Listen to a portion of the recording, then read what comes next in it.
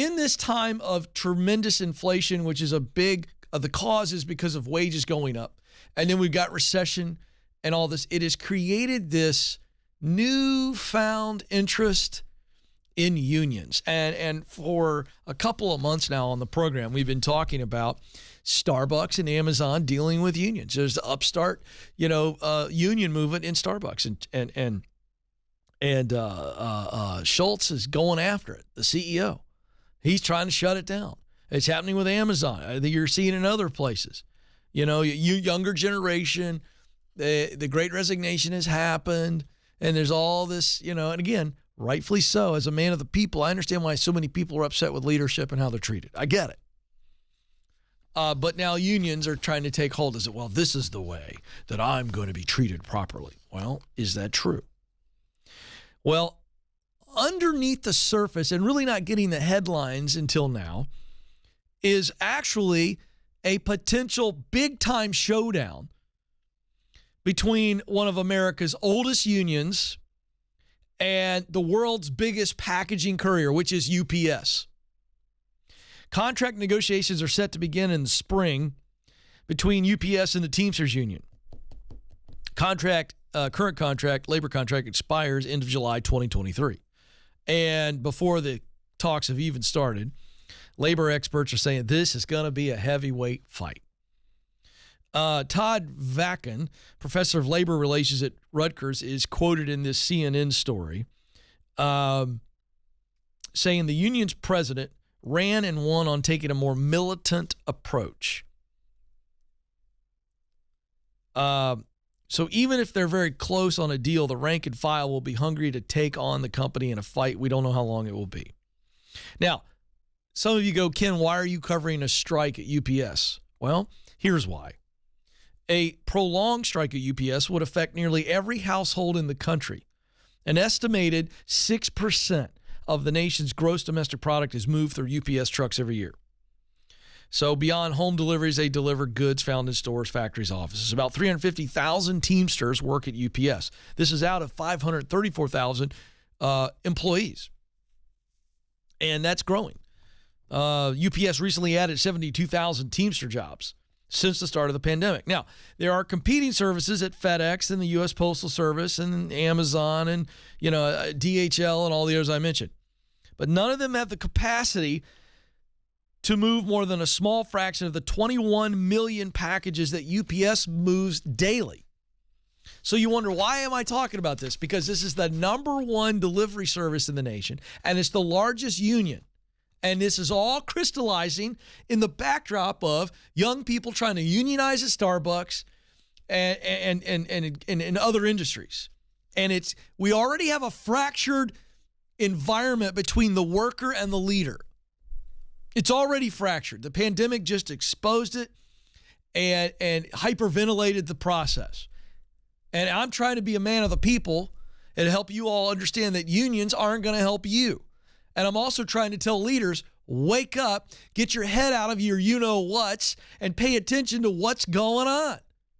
You got to start loving people and stop bossing people. They will leave you, or they will unionize. And then you got a bigger problem. Let me break this down. Ken, you're always railing on unions. Okay, let me explain why it's bad. I'm going to give you real stuff here. Okay? The union's new president, Sean O'Brien, won his office by making this contract the central focus of his campaign. And he basically said, we're going to make UPS pay us way more this time. And he touts a $300 million strike fund, which is out of union members' dues, that would supposedly carry them over while they're in a prolonged fight.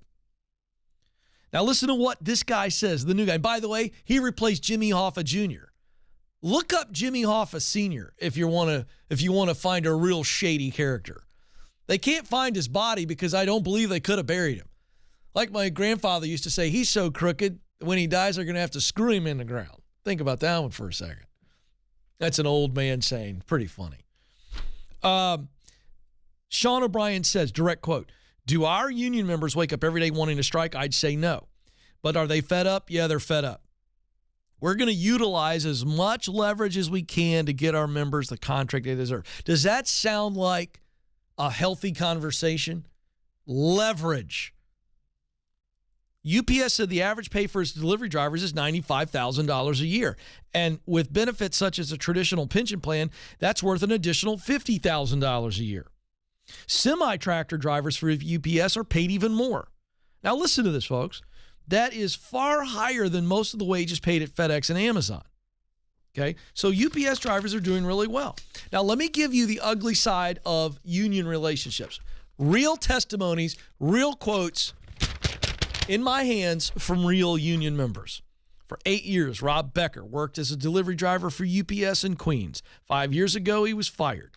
He then got involved in his local union, Teamsters Local 804, and they fought successfully to get him reinstated. While pushing for changes in collecting signatures in recent months at UPS, as the Teamsters prepare for a new union fight, Becker got fired again. Well, there's a shock. You're actively campaigning against your company leadership at the workplace. Only union people think that's okay. Only in a union does that kind of moronic behavior happen. Could you imagine? Hey, Joe, go get me some poster board and a stick, and I'm going to start protesting Dave in the lobby today while he does his show.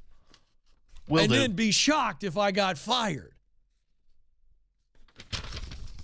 Ben Douglas, another UPS driver from Queens, there's a theme going on here, was also fired last August. Oh, no, this August. Same day as Becker. Last August. He said over the past 6 months, retaliation and harassment has ramped up. Myself and other worker activists. Do you hear how he refers to himself? A worker activist? No, you're an employee, bud. Myself and other worker activists have become thorns in the side of management. That's his statement, not mine. He's openly saying I've become a thorn in the side of my leaders. Well, as a result, they're trying to scare the workforce so people aren't fully prepared. I think there's a systematic policy from UPS management to target activists in the workplace. Target? Retaliation? Harassment? I don't know. But you have openly decided that I'm going to be in a fight with the leadership of my company as opposed to go somewhere else. This is why unions never play out to work for anybody but driving up costs and creating more tension and a slowdown in efficiency. It's not the way we were made to relate.